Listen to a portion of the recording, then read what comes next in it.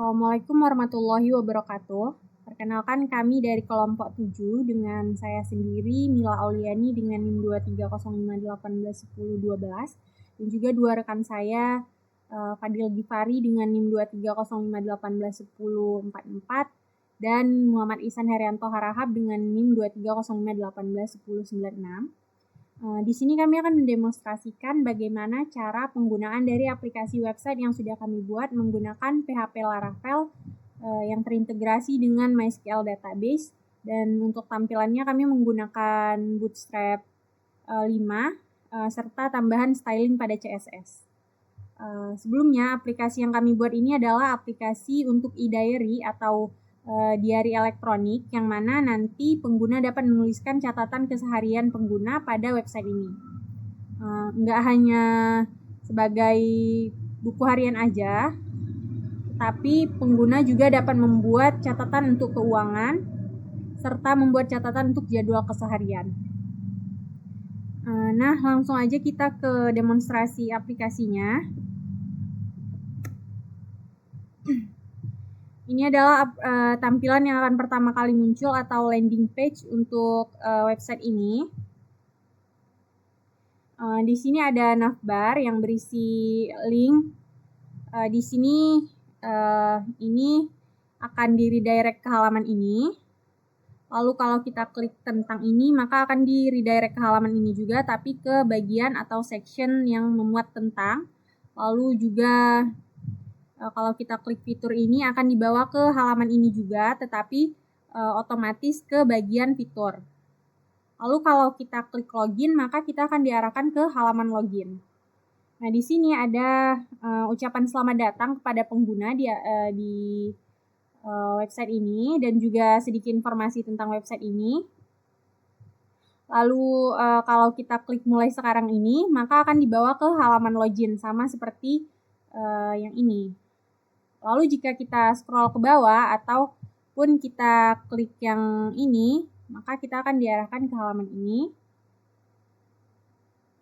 Nah, di sini ada 3 fitur utama dari aplikasi ini, yaitu yang pertama catatan keseharian, di mana pengguna dapat menulis dan menyimpan kenangan harian dengan mudah dan aman. Lalu dapat juga membuat kelola keuangan, di mana nanti pengguna dapat memantau pengeluaran dan pemasukan setiap harinya.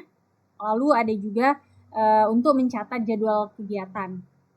Lalu kalau kita scroll ke bawah atau kita klik tentang ini, maka akan dibawa ke bagian ini. Di sini ada sedikit informasi tentang aplikasi ini dan juga sedikit informasi tentang anggota tim kami.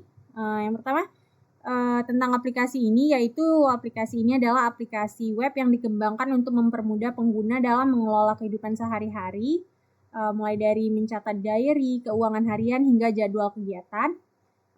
Dan juga proyek ini dibuat sebagai bagian dari tugas akhir pada mata kuliah praktik pemrograman web lanjut. Nah, langsung aja kita ke bagian login. Di sini kita dapat memasukkan username dan password yang sudah kita buat, atau jika kita belum punya akun, maka kita dapat klik daftar di sini. Nah, di sini kita bisa memasukkan nama kita. Saya masukkan nama, username,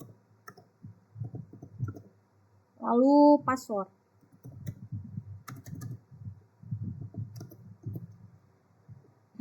Nah, di sini username dan password punya kriteria sendiri. Jika username sudah pernah digunakan oleh user lain, maka nanti kita akan diberikan pemberitahuan untuk mengganti dengan username lain, dan juga untuk password syaratnya adalah minimal 6 karakter. Nah, saja kita contoh, kita gunakan 3 karakter di sini, maka nanti akan ada pemberitahuan kalau password harus setidaknya 6 karakter dan di username-nya udah pernah dipakai sama orang lain. Nah,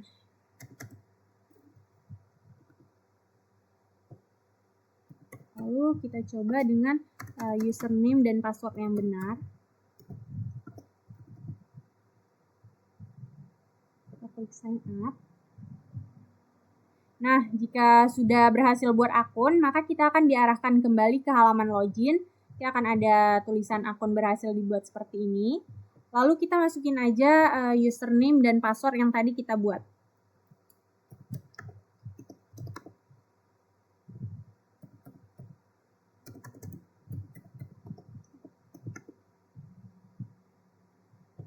Nah, ini adalah halaman pertama yang akan muncul ketika kita berhasil melakukan login. Di sini ada halaman dashboard pengguna. Di sini ada navbar yang mana kalau kita klik e-diary ini akan diarahkan ke halaman landing page tadi. Lalu kalau kita klik dashboard ini maka akan dibawa ke halaman ini lagi. Lalu ada diary, keuangan, dan jadwal yang akan diarahkan ke halaman tersebut. Lalu di sini ada pilihan untuk membuat diary, buat catatan, dan buat jadwal kegiatan.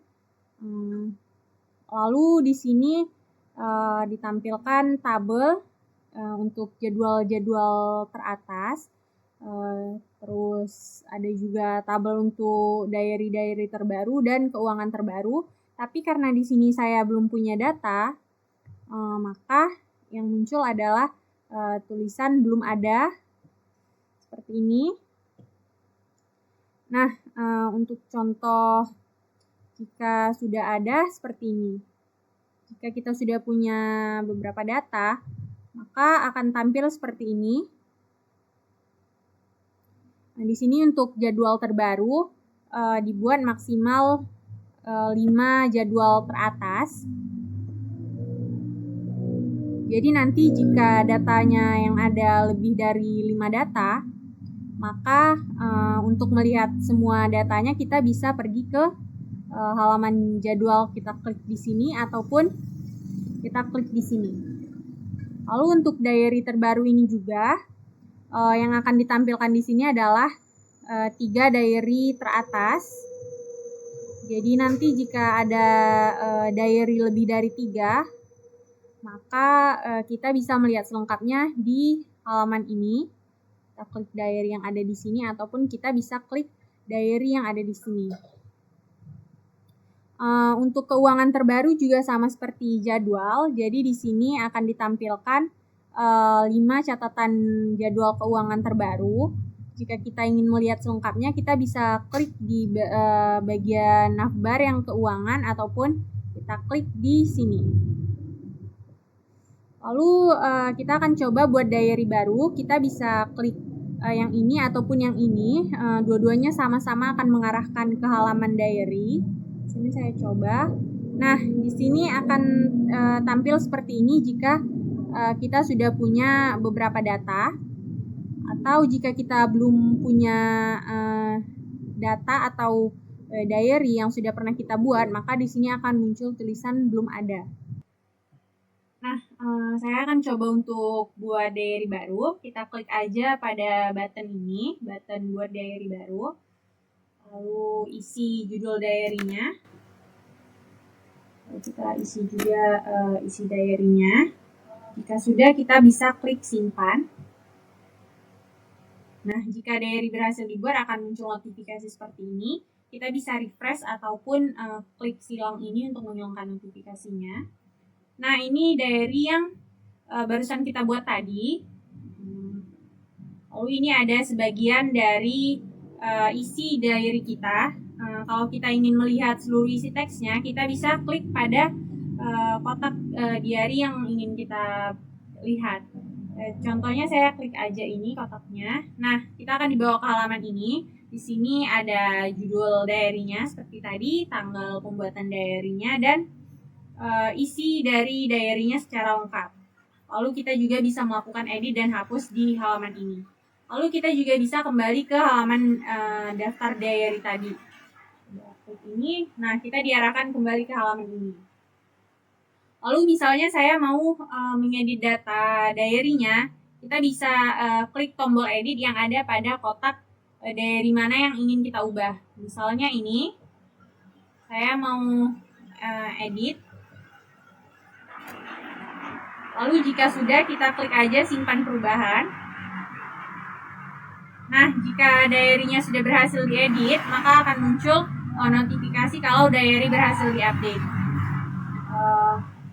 Lalu, kalau misalnya ingin menghapus, kita tinggal klik aja button hapus yang ada pada tiap-tiap kotak diary yang ingin kita hapus. Lalu, kalau kita mau melakukan edit di sini, ada pada diary ataupun hapus yang ada pada diary, prosesnya sama seperti yang ada pada halaman ini.